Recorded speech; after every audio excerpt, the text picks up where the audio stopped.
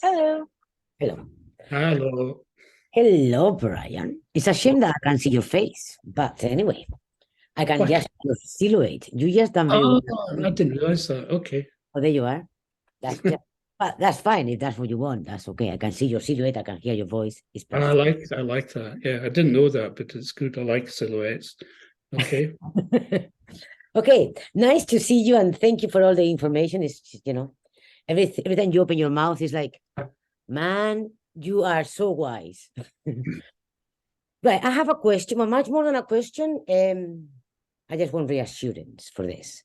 So, lots of people that come to yoga classes are already too flexible, especially on the elbows. And you see, and I'm talking even myself, okay? And I never used to be like this, but nowadays I have too much mobility on my elbows. So every time we hold the hands behind and go back, the tendency for a lot of people is overstretch the elbows, so therefore they don't stretch anywhere. So how I tend to teach that in classes is to build the strength instead of flexibility. If they want to do that, that's up to them, For me, if there is no pain, I don't think it's an issue. But continue doing that, maybe it's not what they need. So the way I tend to approach that with people in a general class is more, I tend to say it, but especially with one-to-one people, that's how I say it, is either bringing the hands out like this so they stop, you can go as far, or pull out. So I do a lot of building strength as you gain flexibility. So pull out, strengthen the arms, and then maybe release.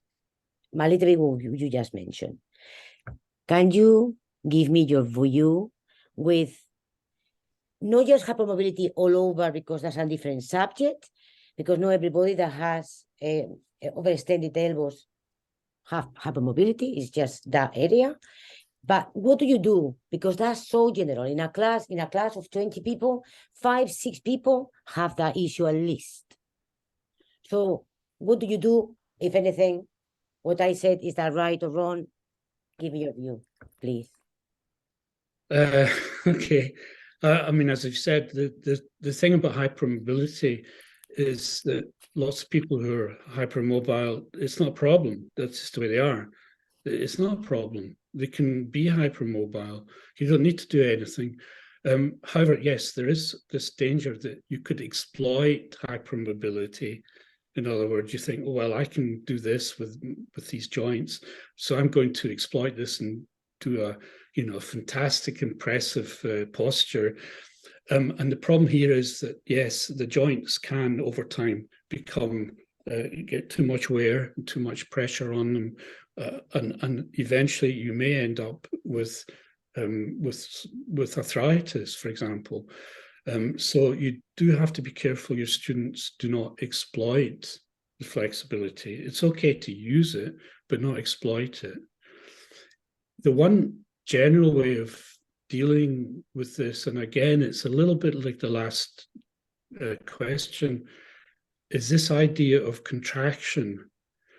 Now, if I teach a posture, and I know it's probably not very common, what I'm looking for is, for certain time of that posture, is to contract muscles rather than letting them just either stretch or just letting them go.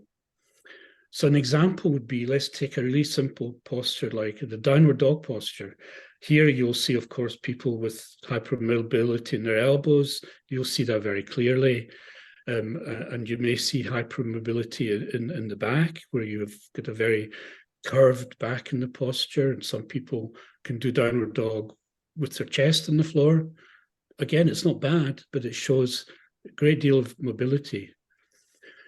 One thing you can do to counteract maybe, again, this possibility that they're over-exploiting it is to ask them to do some actions which contract the muscles around the arms, possibly around the back, around the legs, the knees.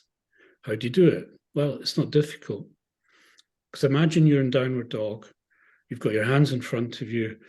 You make an action as if you want to draw the arms and the hands towards each other. So they don't move, but the action is quite strong. You'll find when you do this, firstly, it's great for the shoulders. They move away from the ears. The arms become stronger, strengthened, and there's much less chance of over flexing, hypermobility in elbow joints. The legs also can be worked. Now, it depends how you do downward dog. Personally, I don't know why downward dog is done with the legs hip width apart. What is the rationale for that? The only thing I can think about is you might fall over if you have your feet together because it's a little bit less stable. Work downward dog, and this goes back to the first question, by the way, strengthening the adductors, always the adductors. Work downward dog with the feet together and the legs together. Then add even more to it, squeeze the legs together strongly. So you're working your arms, that action of drawing the arms towards each other, the action of squeezing, pushing the legs into each other strongly, and also, of course, taking the heels towards the floor. If you do downward dog with these actions, firstly, the effects of downward dog are magnified 10 times. It's far more effective than just hanging out in downward dog. And it will address this issue of hypermobility, if it is an issue or a long-term issue. And the thing to do then is work out for every posture or many of the postures, how do I turn that posture from, let's just call it what I'd call a passive posture, how do I turn it into an active posture? This is, I think, something that's not being used enough in yoga. There's too much hanging out. So if you do downward dog for 5 breaths, the way I've just described it, you will know you've worked. And if you do 10 downward dogs in your practice like this, you will know you've done it. You will feel quite a difference.